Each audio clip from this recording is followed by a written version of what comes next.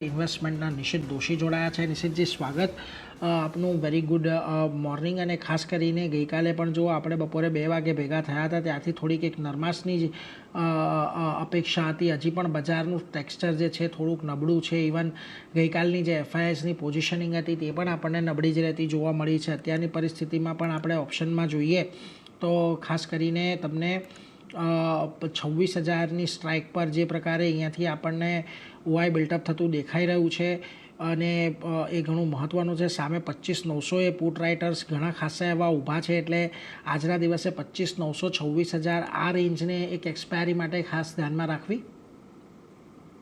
સો definitely good morning વ્યુઅર્સને। અને આજના દિવસની માર્કેટની વાત કરીએ તો કાલે જેમ આપણે કીધું હતું કે 26,000ના નીચે માર્કેટ સસ્ટેન કર્યું છે તો હજી વીકનેસ આપણને જોવા મળી શકે છે।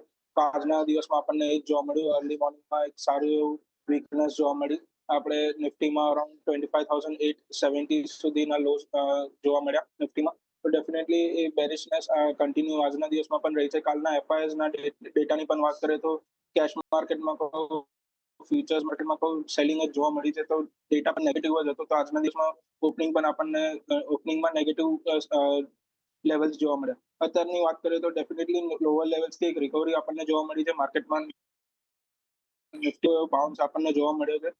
બ્રોડ નિફ્ટીની વાત કરીએ તો 26,000 એક ઇમ્પોર્ટન્ટ રેઝિસ્ટન્સ છે જે જ્યાં આગળ સૌથી વધારે કોલ રાઇટિંગ પણ થઈ છે।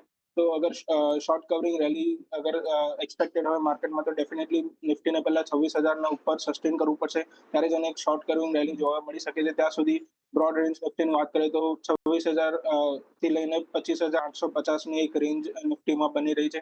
બેંક નિફ્ટીની પણ વાત કરીએ તો ડેફિનેટલી આપણે કાલે જેટલા વાત કરી હતી 58,700ના લેવલ્સ આપણને જોવા મળી શકે છે લોઅર લેવલ્સમાં। તો એ આજના દિવસમાં મોર્નિંગમાં જ આપણને લોસ જોવા મળ્યા 750 740ના આસપાસ બેંક નિફ્ટીમાં।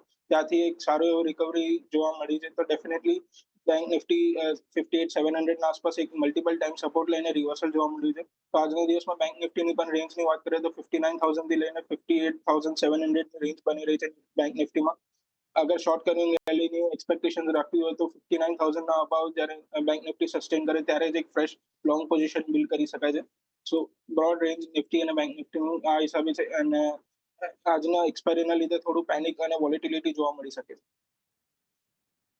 26,000ની ઉપર જાય તો જ નવી તેજી કરવી, ખાસ કરીને નિફ્ટીની અંદર એને 59,000ની ઉપર જાય તો જ બેંક નિફ્ટીમાં એક નવી તેજી કરવી। બાકી તમને 58,700 અને 58,900ની વચ્ચે બેંક નિફ્ટી અને 25,900 અને 26,000ની વચ્ચે ખાસ કરીને નિફ્ટી રહેતું જોવા મળી શકે છે। એટલે એના પર એક ફોકસ ખાસ આપણે અહીંયાથી રાખવાનો છે।